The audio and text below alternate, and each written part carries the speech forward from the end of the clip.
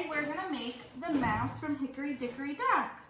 So all you'll need is to ask an adult to help you cut a big triangle, right?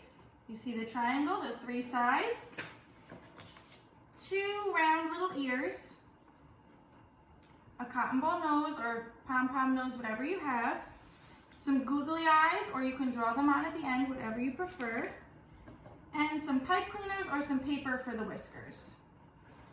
So you're gonna take your triangle, and first what we're gonna do is let's do the ears first. First we'll do the ears.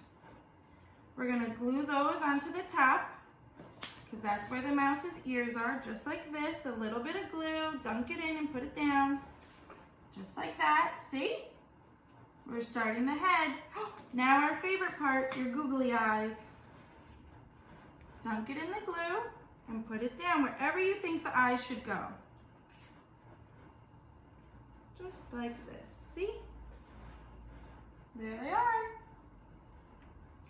Next, we're gonna put on some whiskers. You can put them wherever you'd like and do as many as you'd like.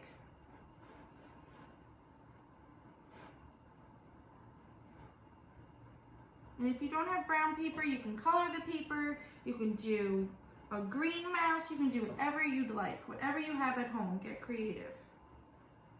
All right, we're gonna glue those whiskers down. And finally, I'm gonna add the cute little pink nose. But your nose can be whatever color you want. And there's, he's falling off. Hold on. And that's our cute little mouse for Hickory Dickory Dock. Now, when he's all dry, you can take him with you when you read the story.